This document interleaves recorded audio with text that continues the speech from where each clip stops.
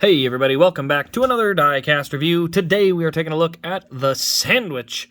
Well, I don't know what I call it, the sub-sandwich car. The only reason I say that is now that it's been announced that this will be the last of the Jimmy John's cars. That's right, sponsorship ending. And Subway has already jumped on board. So talk about burying your rivals, right, in your tracks or something.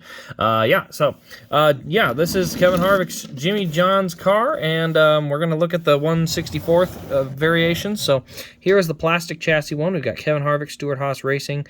There you see the window that shows you where the car is.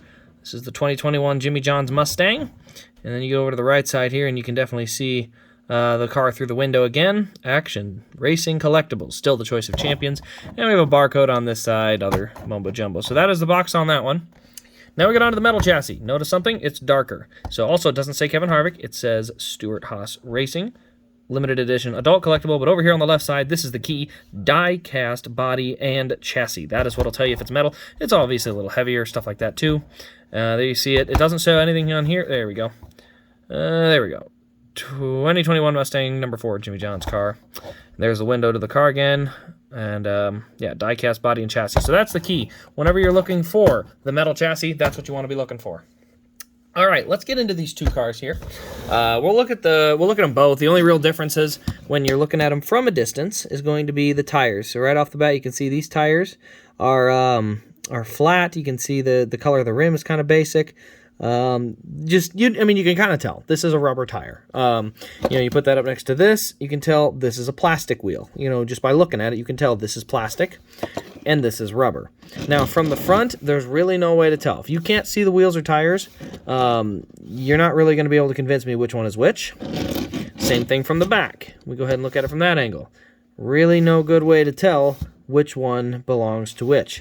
So the really only way to tell is from the bottom. You can see the painted is glossy versus a flat plastic color, and then the tires themselves, there you go, looking them up close there, you can see the difference between the two tires. So that's really all you're going to see is a difference on there.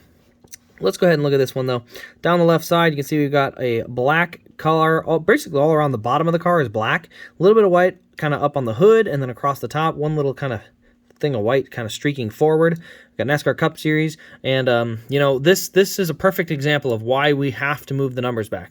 There is no room for sponsorship on this car. You can't have a car with no room. You have to make room for some sponsorship somewhere. So if we move the numbers back here, that'll open up this area right here to add a little bit more sponsorship from what's in there now. What's in there now. Okay, you get my point. There's nothing here. Just another example of not needing to move the numbers. Just use the space you have, but we'll get into that again later. So on the front, you can see there is our Mustang front end. Pretty good as always, for a 1/64th at least, for sure. Oh, and there it goes. Don't worry. Plastic table. We're good. We got Jimmy John's on the hood, the Ford logo. We got Harvick on both windows, number 4 on the roof, and we got the tall rear spoiler as it is the Ford Mustang mold. There's our rear end there. You can see the Mustang taillights, the license plate, Mobile 1 and number 4.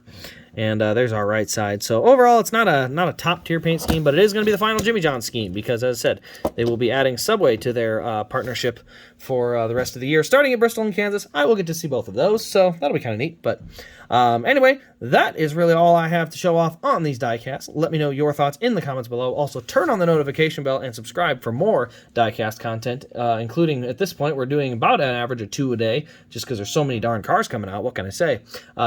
But anyway, that'll wrap it up. This has been Race Grace. Thanks for watching, and we'll see you in the next diecast review.